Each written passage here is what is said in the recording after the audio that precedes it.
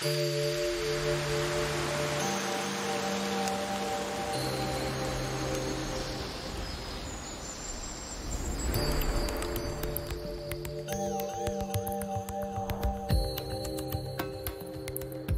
toutes les disciplines olympiques, le saut à la perche est sans doute le plus spectaculaire et le plus acrobatique. Aujourd'hui, entre 2 compétitions et 2 séances d'entraînement, nous avons la chance d'accueillir l'un de nos meilleurs espoirs pour les JO 2024, le Grenoblois Thibaut Collet, triple champion de France de saut à la perche dans le top 5 mondial, qualifié pour les JO de Paris.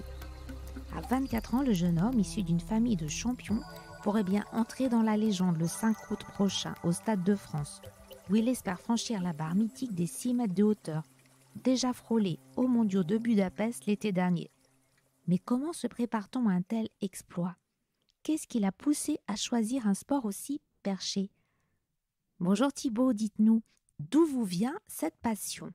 C'est né d'une histoire familiale parce que mon père était un ancien perchiste, entraîné par mon grand-père qui lui était athlète mais coureur de 400-800. Et du coup, la passion est née parce que j'ai découvert ça dès le plus jeune âge avec mon grand-père. Et ensuite, j'en faisais régulièrement. J'ai commencé par le foot et une fois que j'y ai goûté derrière, je me suis dit c'est ça que je veux faire. Donc au bout d'un moment, j'ai arrêté le foot et je me suis mis à faire de l'athlétisme et après du saut à la perche. Qu'est-ce qui vous plaît le plus dans ce sport ? C'est une discipline qui mélange beaucoup de sensations. Il y a vraiment tout le côté aérien qui est, on va dire, sensationnel, et il y a aussi le côté vitesse parce que le but c'est d'arriver le plus vite possible pour plier la perche. Donc c'est un mélange de sensations, de vitesse et de hauteur qui fait qu'on ressent des émotions sur le geste qui sont assez particulières et un peu difficiles à décrire quand même, mais qui sont très très sensationnelles. Ce qui me plaît le plus, c'est vraiment la notion de franchissement au-dessus de la barre, d'agilité et de mouvements très précis pour effacer les hauteurs les unes après les autres. Quand est-ce que vous avez su que vous en feriez un métier ? Quand j'étais petit, j'ai toujours dit que mon rêve c'était de faire de la perche. Pour moi, c'était un peu logique, on va dire, de me mettre dans ce sport à fond. Et quand ça a commencé à marcher, il y avait pour moi aucun doute sur le fait que je voulais en faire ma vie et je voulais que ma carrière se construise autour de ça, quoi. J'ai intégré le club officiellement, je dirais, en 2012 ou 2013. Depuis, je suis toujours licencié à Grenoble et ça ne changera jamais. Et puis au début, j'ai commencé par faire de l'athlétisme en général. Je faisais toutes les épreuves parce que quand on est jeune, il ne faut pas se spécialiser trop tôt. Il faut goûter un petit peu à tout. Et puis je me suis spécialisé à la perche en 2017 réellement. Et depuis, le temps passe et le record progresse, quoi.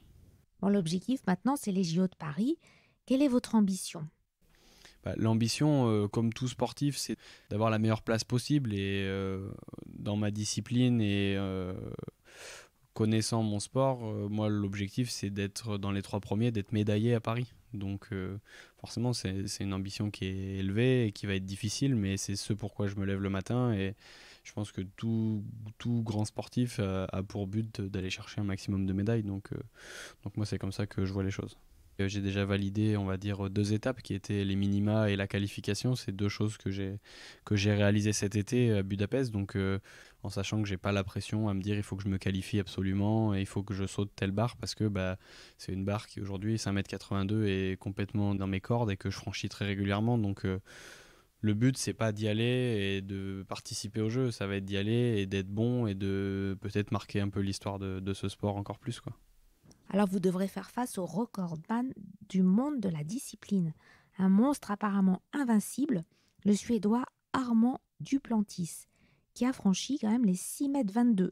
Actuellement, il est tellement au-dessus, il est tellement seul, on va dire, dans son monde que dire qu'on va le battre, ça serait être prétentieux parce que il faut être lucide sur le fait qu'à l'heure actuelle, il a encore beaucoup d'avance sur la concurrence et donc, moi, c'est pour ça que je ne me permets pas de dire que c'est l'or olympique que je vais chercher. C'est une médaille olympique que je vais chercher. Ça sera quelque chose de fou déjà, au vu de la densité dans la discipline. Mais c'est vrai que lui, pour l'instant, il est tout seul sur sa planète. Et moi, j'ai aucun doute sur le fait que si ça se déroule, on va dire, dans des conditions normales, il sera très, très, très difficile à aller chercher, voire même, pas impossible, mais très difficile à aller chercher. C'est quelqu'un qui, de base, était très talentueux. Et sur ça, il a rajouté beaucoup de travail, et travail intelligent, puisqu'il a évité beaucoup de blessures et tout ça, et aujourd'hui il est en pleine forme. Et il montre que quand on est talentueux, si on travaille, on peut arriver à des résultats assez extraordinaires. Et lui, aujourd'hui, c'est ça, hein, c'est énormément de talent, mais avec énormément de travail. Et aujourd'hui, c'est le meilleur du monde. Et finalement, il emmène avec lui dans son train de la performance, il emmène les meilleurs du monde. Et le niveau, comme on a vu à Budapest, a jamais été aussi relevé. Forcément, il fait du bien à la discipline, mais tout en lui faisant du mal aussi, parce qu'il dirige et il domine avec une simplicité et une facilité qui est déconcertante. Aujourd'hui, Duplantis, c'est la version évoluée de Sergei Bubka, il fait tout en mieux, donc il a mis déjà quasi 10 cm à son record, donc c'est encore un niveau au-dessus de tout ce qu'on a connu, puisque le matériel n'a pas évolué, les technologies, c'est exactement les mêmes, qui est à 20 ou 30 ans, donc finalement, c'est une version encore évoluée de ce qui se faisait de mieux à l'époque.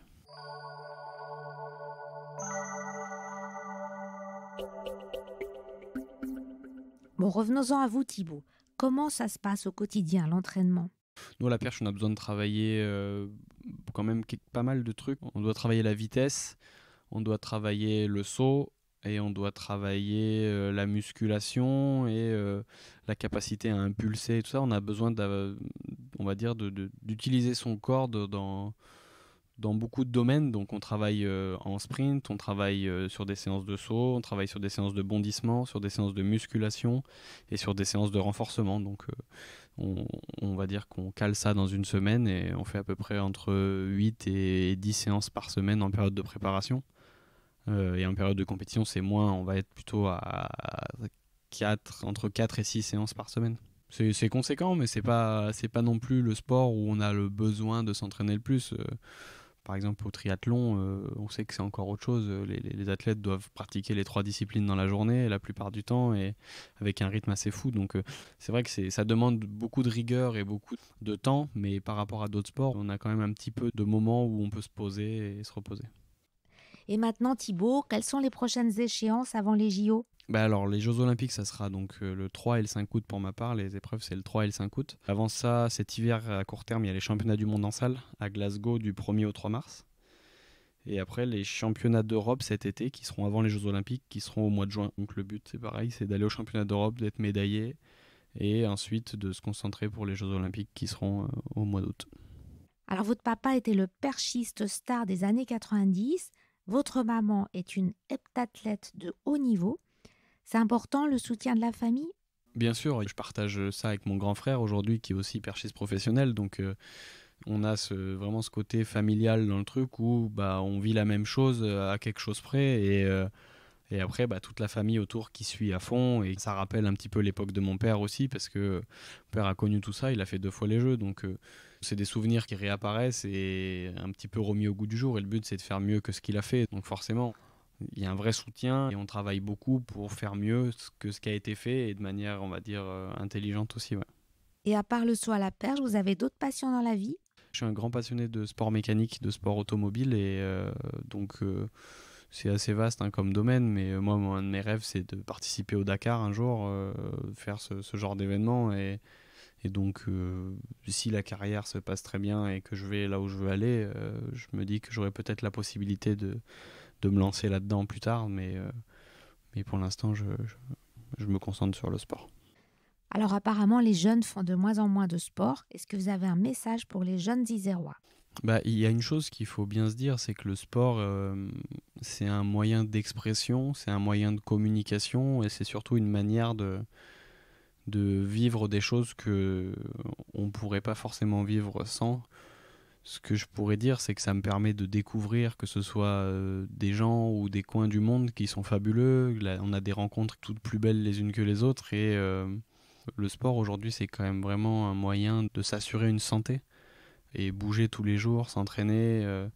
Ça permet de se sentir bien dans son corps, donc bien dans sa peau et aussi bien dans sa tête, ce qui est quelque chose d'important. Donc le message que j'ai, moi, c'est ça, c'est il existe tellement de sports différents qu'il y a toujours moyen de trouver, peu importe le sport, de trouver, on va dire, un peu chaussure à son pied. Et il suffit juste d'être motivé et de se dire que tout est possible. Et après, une fois qu'on a trouvé le sport qui nous convient, c'est une question d'investissement et de motivation, mais ça permet de vivre des choses qui sont assez dingues quand même. Il faut quand même de la persévérance. Tout le monde n'est pas doué de nature comme vous. Je pense que ça s'apprend. Il n'y a pas besoin d'arriver en étant fort dans la tête. Par exemple, c'est des choses qu'on développe. Il faut être rigoureux. Il faut se dire qu'il faut se donner des objectifs. Et il faut aussi se donner les moyens de les atteindre. Et c'est pas en restant chez soi, en jouant à la console qu'aujourd'hui on va progresser dans le sport. Au contraire, il existe plein de choses, plein de sports, plein de disciplines pour que chacun puisse y trouver son compte et devenir, on va dire, la meilleure version de soi-même. Allez, maintenant Thibaut, dites-nous votre petit coin, votre belvédère secret en Isère.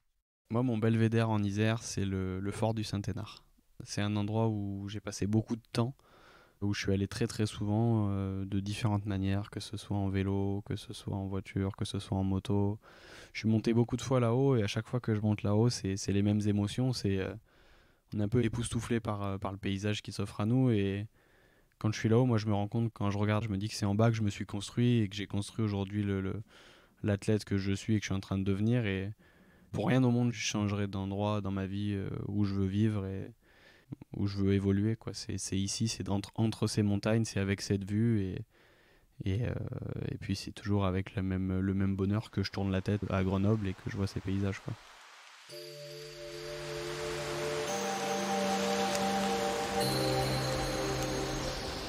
Belvédère.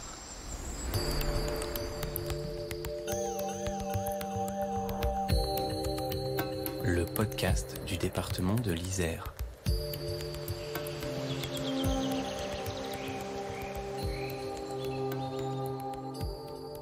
Eh bien, merci beaucoup Thibaut.